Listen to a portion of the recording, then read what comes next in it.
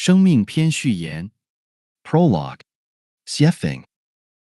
March 3rd, 2020. Translated by Treasure.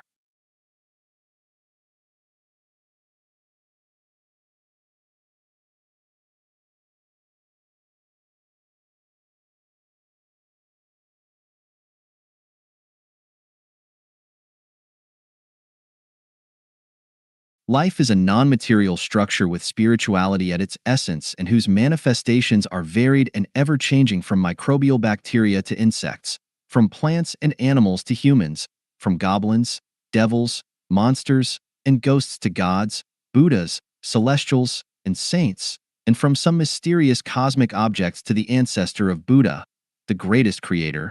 They are all lives. Both the material world and the non-material world are the spaces for lives' activities. Lives exist in fire, the frozen world, stone, and in the deep blue sea. Some lives are tangible. Lots of them are invisible. Some live in hell, some live on a planet or celestial body, and some live in heaven. Lives can be defined as being born from eggs, wombs, changes of humidity, or by transformation or separation. But in the final analysis, they have all been created. All of their ancestors were created, their programs were set, and all of their offspring were born according to their programs. Those born from eggs and wombs can reproduce naturally as long as their environments, especially temperature and humidity, are appropriate. Those born from humidity or transformation will come out automatically in large numbers, such as plants and parasitic lice on human bodies. But when the environments change, they go extinct quickly. Lives are hierarchical, including low-level, intermediate-level, and high-level ones. The lower its level is, the greater its quantity is. The higher its level is, the less its quantity is. Some are tangible, some are invisible. The greater its energy level is, the less visible it is.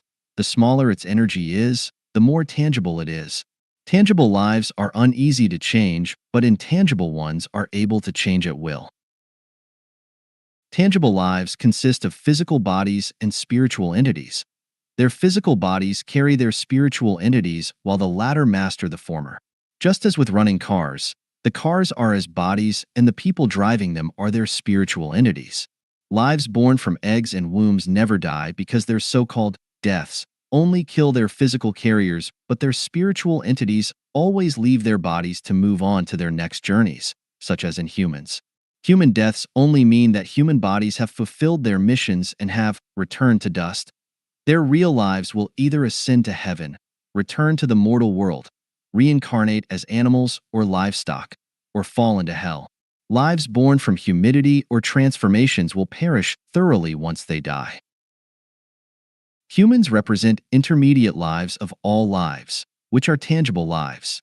Some life forms are superior to humans, such as the ancestor of Buddha, the greatest creator, such as gods, Buddhas, celestials, devils, goblins, spirits.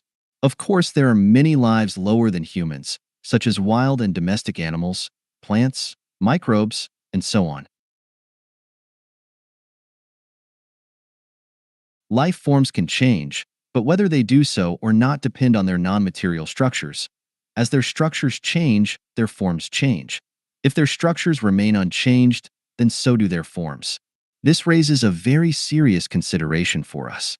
By being careless, human life structures can degrade to those of animals such as dogs and pigs, but by being careful, those same human life structures can elevate to those of goblins, spirits, celestial beings, or Buddhas.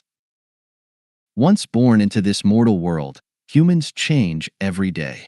How one changes depends on their consciousness, and what one eventually changes into depends on the state of their immediate, pre-death consciousness. If one possesses a celestial's consciousness at that moment, then they will go to the fairyland world. A human consciousness, they will return to the human world. In an animal's consciousness, they will fall to the animal world. Human lives are not easy to attain, and their survival is hard. We need to rank the study and exploration of life's mysteries as our highest priority.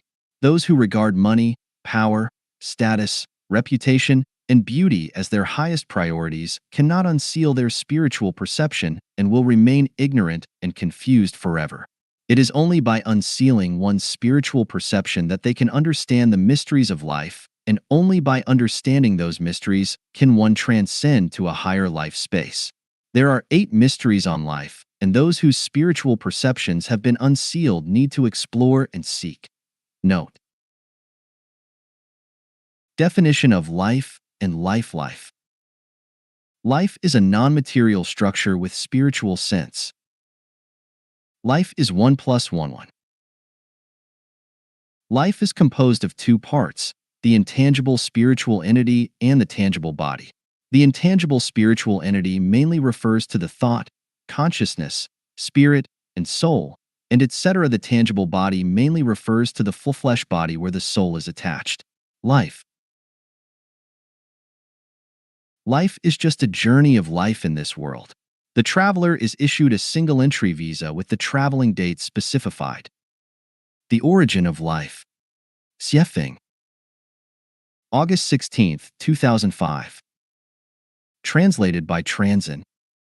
Definition of life.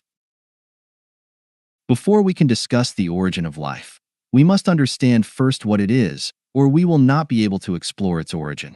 Today, although the scientists who are discussing life may not be as plentiful as the hairs on an ox, at least their number is very large.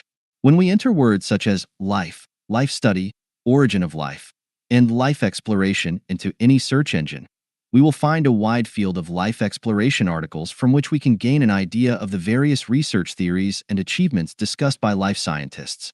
Unfortunately, all life scientists just make fusses over their interpretations of it because none of them understand its real essence. Only Christopher Langton, an artificial life theorist at the United States Los Alamos National Laboratory, in his publication, Artificial Life, initiated some introductory wisdom about the life exploration area. Some of his opinions broke through the limitations of traditional thinking patterns and took a small step toward understanding the cognition of life. For example, the essence of life lies not in its substance, but in its form. Then what on earth is life? Life is a non-material structure with spirituality. All substances are not life, but they can be carriers of life. As with a person's watch, car, house, and clothes, none of these are part of the person, but appendages and adornments of their life, and we cannot learn about them by simply relying on their appendages and adornments, nor can we know them by their age, appearance, height, weight, or other characteristics because all of these just show the material structure of their life carrier. It is very hard to understand non-material structures because they depend on our spiritual perceptions completely. They require extraordinarily sensitive spiritual perception to be seen. If one's spiritual perception is dull, it would be imperceptible in any way, but this does not mean that there is no way to understand it. I will give an example and hope it will inspire you to draw an analogy. As I send a fax from Harare, Zimbabwe, to my friend in Washington, D.C., his fax machine receives it almost immediately. The contents that he receives are nearly identical to what I had sent. My handwriting, the shape of the characters, and the line spacing are unaltered by his fax machine. However, the original copy is still with me and I can toss it into a waste paper basket as rubbish because it has accomplished its mission and has conveyed its message, soul, to my friend in America. Let us analyze what has happened. The origin copy never left my room, but my friend received the fax instantly, and only the paper and ink, the carrier of the information, has changed. How do you explain this? The fax machine used the photoelectric principle to transfer the information into audio signals and sent them through an electric cable to a communications central office which transmitted them to a satellite uplink transmitter. A satellite received and retransmitted them. Then the information was received by a satellite downlink receiver, sent to another central office, and finally sent it through another electric cable to my friend's fax machine which restored the information from audio signals into words and images. In this way, the soul of my original copy was sent to my friend.